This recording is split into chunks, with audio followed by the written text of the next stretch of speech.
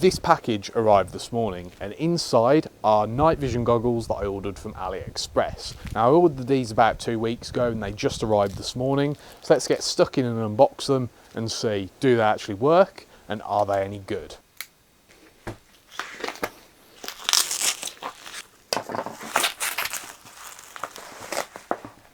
These are called the NVG Tens, and there's multiple sellers that have them, and they are digital night vision rather than analog.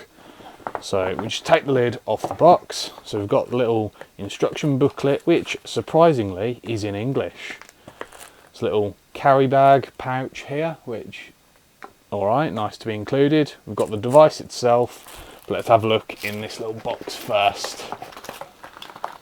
That's quite a weighty box. So what have we got in here? There's a power brick for what I assume will be a charger, and then this looks like a charger. Yep, so these run off 18650 batteries, which are really easy to get and quite common, so you can pick them up pretty cheap on Amazon. So it's nice you get a charger included. You get a little cleaning cloth and an 18650 battery itself, so that's nice that that is included in the package.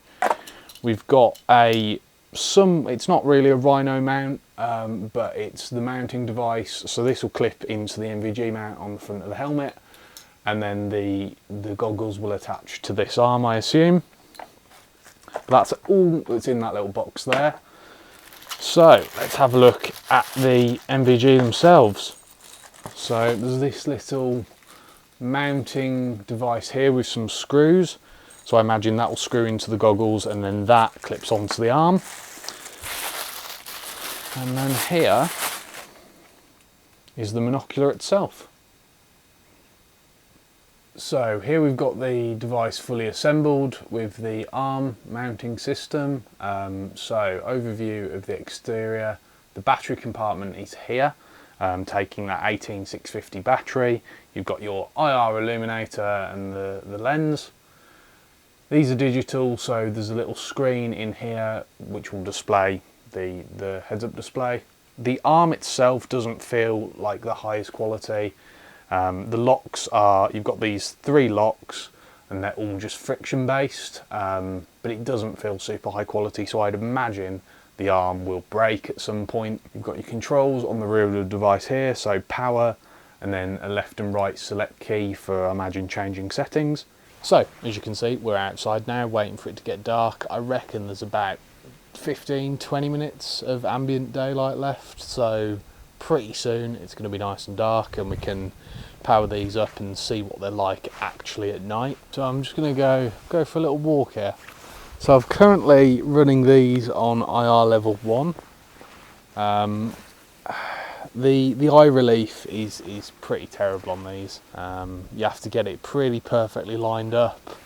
And the mount's not super sturdy. You do tend to get is an adjustment of exposure that kind of, you can see it like stopping up and stopping down. So when I look at somewhere, you know, perhaps slightly brighter or closer rather to the IR illuminator, like this bush, and then I turn my head to look at the fence over there, you see the adjustment.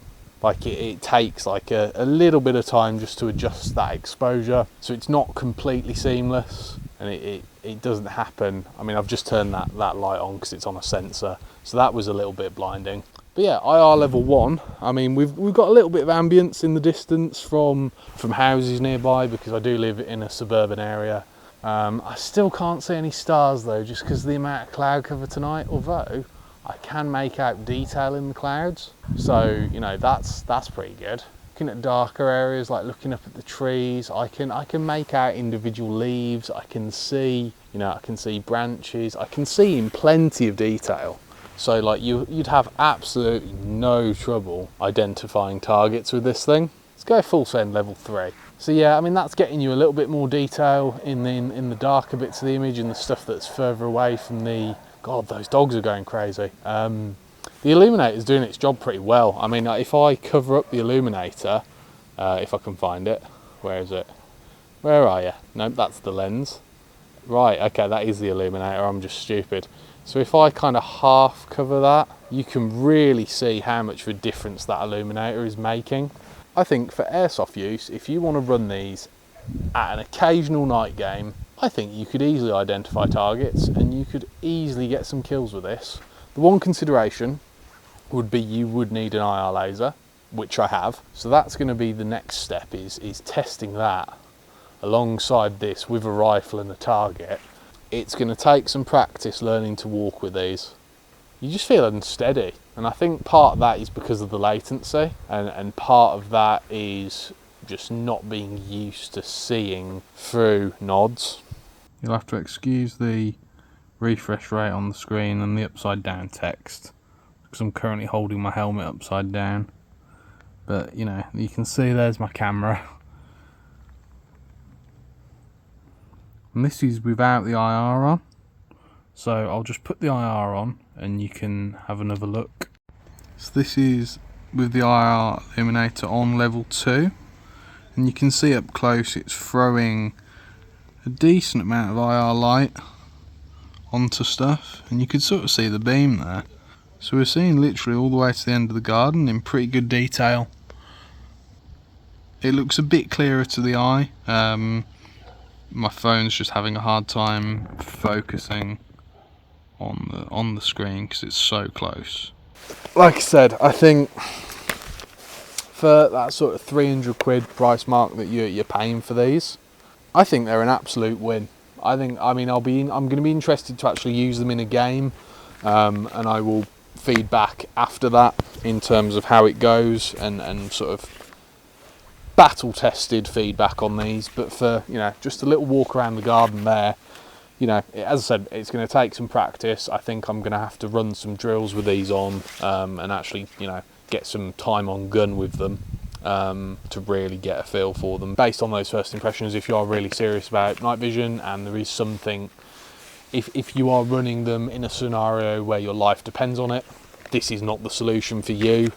Pick up some used Gen 2s or used Gen 1s, get some actual night vision tubes. But if you want to run these for an airsoft game and you're going to play the occasional night game at fields where people necessarily might not have their own proper night vision, I think these are a really, really good option, because they're super cheap. I mean, 300 quid is affordable for most airsofters, I think. So yeah, worth a try.